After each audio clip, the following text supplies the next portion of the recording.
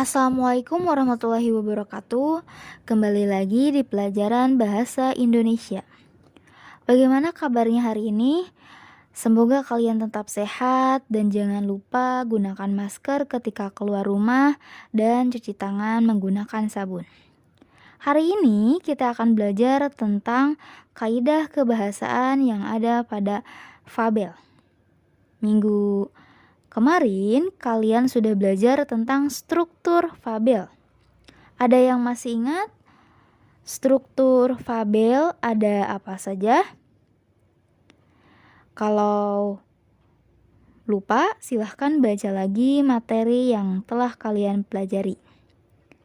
Baik, untuk mengawali pembelajaran hari ini, mari kita mengucapkan Bismillahirrohmanirrohim. Perhatikan teks berikut ini. Semua istimewa. Ulu, seekor katak hijau, sedang berdiri di pinggir kolam. Hari itu langit sangat gelap dan hari seperti itulah yang Ulu sukai. Tak lama kemudian, air mulai menetes perlahan-lahan dari angkasa. Hujan telah tiba, Ulu berteriak dengan girang. Ulu pun mulai bersenandung sambil melompat-lompat mengitari kolam. Ia melihat semut yang kecil sedang berteduh di balik bunga matahari. "Wahai semut, hujan telah tiba, jangan bersembunyi," seru Ulu kepada semut yang sedang berusaha keras menghindari tetesan air hujan. Semut menghela nafas dan menatap Ulu dalam-dalam. "Ulu, aku tidak suka dengan hujan. Kamu lihat betapa mungilnya tubuhku. Air hujan akan menyeret dan menenggelamkanku ke kolam. Aku tidak bisa berenang sepertimu. Makanya aku berteduh," sahut semut. Nah, ini merupakan teks fabel. Di dalam teks fabel ada beberapa kaidah kebahasaan. Salah satunya yaitu kalimat langsung. Silahkan kalian lihat mana yang merupakan kalimat langsung.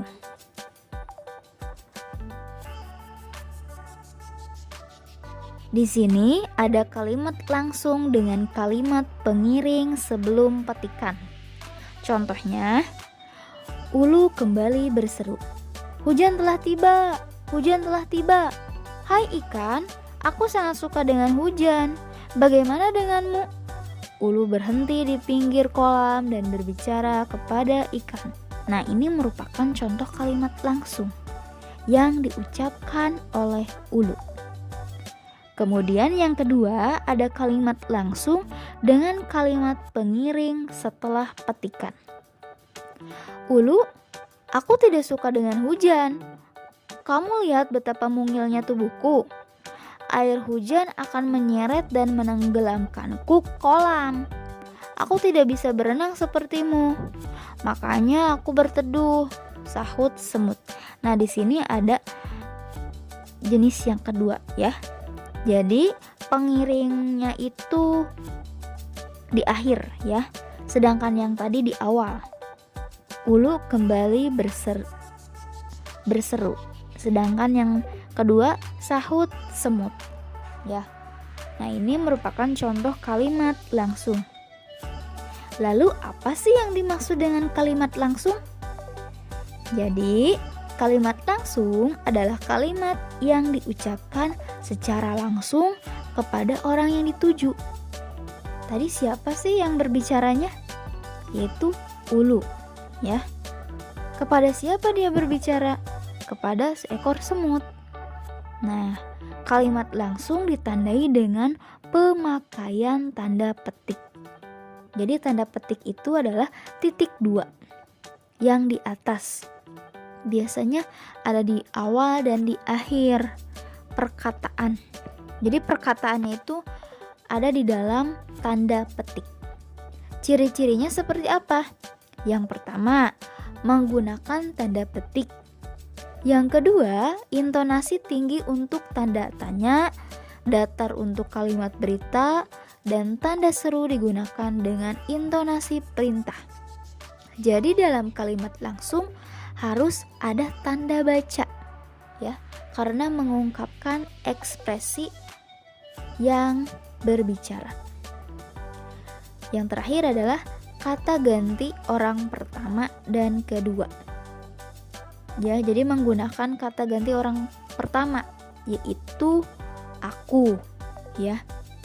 Dan orang kedua yaitu kamu. Selain kalimat langsung, ada juga kalimat tidak langsung, kebalikannya ya. Kalimat tidak langsung adalah kalimat yang melaporkan atau memberitahukan perkataan orang lain dalam bentuk kalimat berita. Jadi, misalnya kalian sedang mendengar ada informasi penting dari teman kalian. Setelah itu kalian dibicarakan lagi kepada teman yang satunya lagi. Nah, itu merupakan contoh dari kalimat tidak langsung. Bagaimanakah contohnya? Misalnya, kalimat langsungnya seperti ini. Andi mengatakan, aku akan pergi ke sekolah besok. Itu kalimat langsung. Kalimat tidak langsungnya bagaimana? Andi mengatakan bahwa ia akan pergi ke sekolah besok. Jadi berganti ya, yang tadinya aku menjadi ia. Kemudian, bagaimana sih cara penulisan kalimat langsung? Di sini ada langkah-langkahnya. Langkah yang pertama, bagian kalimat langsung diapit oleh tanda petik 2, bukan petik 1. Jadi petiknya ada 2 ya. Misalnya kalau perkataannya jangan berisik, berarti yang pertama petik dulu jangan berisik, titik, bukan titik ya, tanda seru, kemudian tanda petik 2. Nah, itu merupakan kalimat langsung caranya. Yang kedua, tanda petik penutup ditaruh setelah tanda baca yang diakhiri kalimat petikan. Ya, tadi kan Andi mengatakan, petik, aku akan pergi ke sekolah besok. Titik, petik. Jadi titik dulu baru tanda petik, ini yang benar. Bukan petik dulu baru tanda titik. Ya, perhatikan contohnya. Yang ketiga, kalau pengiring harus diakhiri dengan salah satu tanda koma dan satu spasi apabila bagian kalimat pengiring terletak sebelum kalimat petikan. Jadi misalnya pengiringnya itu sebelum petikan. Contoh, Ulu berkata koma, jadi ada tanda komanya. Lalu spasi 1 kali. Lalu tanda petik lagi. Biarlah saya bernyanyi sendiri, titik, tanda petik. Nah, ini merupakan cara penulisan yang ketiga. Yang keempat, kalimat pengiring harus diakhiri dengan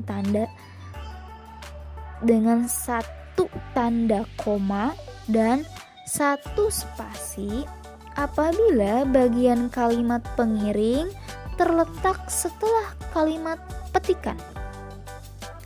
Misalnya ya, perkataannya tanda petik Ulu, aku tidak suka dengan hujan, tanda petik.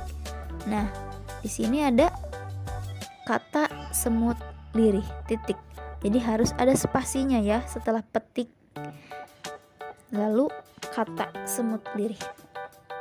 Yang kelima, jika ada 2 kalimat petikan,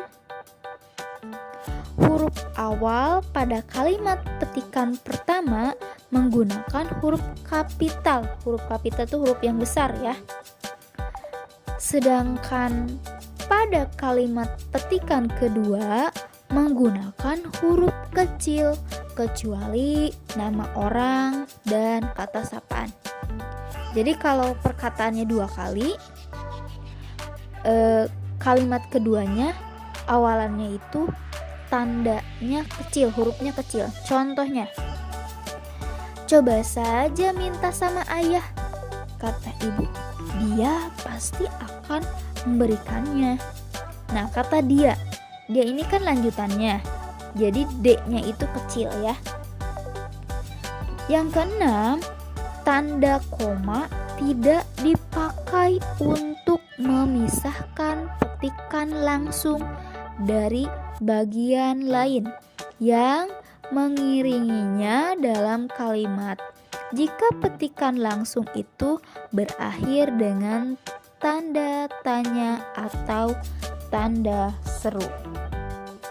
Baik ya, demikian untuk materi hari ini. Ditutup dengan mengucapkan alhamdulillahirobbilalamin. Wassalamualaikum warahmatullahi wabarakatuh. Dan sampai jumpa di pertemuan berikutnya.